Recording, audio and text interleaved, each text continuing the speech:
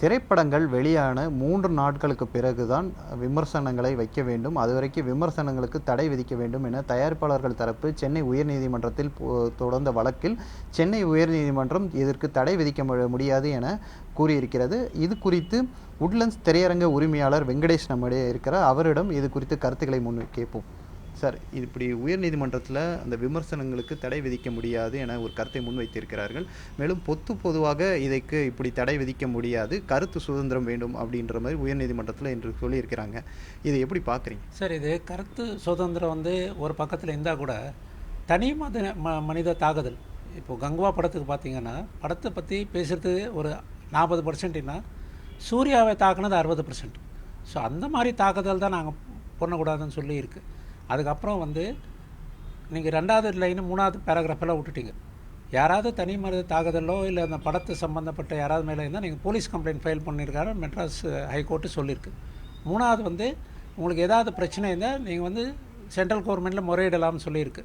இப்போது விக்கிபீடியாவுக்கு ஏதோ ஒரு மினிஸ்டர் பற்றி சொன்னதுக்கு அது கண்டென்ட்டை நாங்கள் ரிமூவ் பண்ண முடியாதுன்னு சொல்லிட்டு டெல்லி ஹைகோர்ட்லேயே ஒரு 4 மாதம் முன்னாடி ஒரு தீர்ப்பு கொடுத்துருக்காங்க. அதில் விக்கிபீடியா, யூடியூப், ஃபேஸ்புக் இவங்கெல்லாம் பப்ளிஷர்ஸ். யாராவது யூடியூபர்ஸோ இல்லை யாராவது அந்த கண்டென்ட் அப்லோட் பண்ணால் அண்டர் த இன்ஃபர்மேஷன் ஆக்ட் 2024 அது டிலீட் பண்ணுறதுக்கு அவங்களுக்கு ரைட்ஸ் இருக்குது. அதுதான் இன்டைரக்டாக மெட்ராஸ் உயர்நீதிமன்றம் ஸ்டேட்டு சென்ட்ரல் பார்ட்டிஸை சேர்த்ததால் இதை பற்றி நீங்கள் உங்களுக்கு கருத்து சொல்லுங்கன்னு சொல்லியிருக்காரு. அதுதான் அந்த விக்கிபீடியா கேஸ் இப்போது வக்கீல் நான் ரெப்ரசன்ட் பண்ண வக்கீல் சொன்னாரா இல்லையான்னு எனக்கு கரெக்டாக தெரியாது. சொன்னால் அந்த இன்ஃபர்மேஷன் ஆக்ட் 2024 அது டிலீட் பண்ணுறதுக்கு யூடியூப்பு, எக்ஸு, ஃபேஸ்புக்கு, அப்புறம் விக்கிபீடியாவுக்கு ரைட்ஸ் இருக்குது. ஆனால் சென்ட்ரல் கவர்மெண்ட் புது சட்டம் கொண்டு வந்திருக்கு, புது கைட்லைனும் கொண்டு வந்திருக்கு. ஸோ அதுக்கு தகுந்த மாதிரி நீங்கள் விமர்சனம் பண்ணலாம். ஆனால் தனி மத தாக்குதல் எங்களுக்கு பண்ணக்கூடாது தான் எங்களோட கோரிக்கை. சார், ஏன்னா யூடியூப்ன்றது ரிவ்யூ பண்ணுறது பல்வேறு தேட்டரில் இப்போ ரொம்ப அதிகரிச்சுட்டு அதை நெறிமுறை தான் படுத்த முடியுமா, அதை கட்டுப்படுத்த முடியுன்றது எவ்வளோ கூட சாத்தியமான விஷயம் சார்? அது கட்டுப்படுத்துறதுன்னா நீங்கள் இப்போ ஒரு தியேட்டர்லேயே உட்காந்துட்டு அந்த தியேட்டர்லேயே திட்டிகிட்டு இருந்தானா எப்படி இருக்கும்? இப்போ ஏதாவது ஒரு துணி கடையோ ஏதாவது ஒரு ஹோட்டலில் உள்ளே சாப்பிட்டுட்டு உங்களுக்கு ஏதாவது உள்ளே ஒரு பிரச்சனை வந்தானா அந்த ஹோட்டலில் திட்டிகிட்டு இருந்தானா சும்மா இருக்க முடியுமா? இப்போ யாரோ படம் எடுக்கிறார், ஒரு படம் எடுக்கணும்னா ஒரு 23 கிராஃப்ட் சேருது.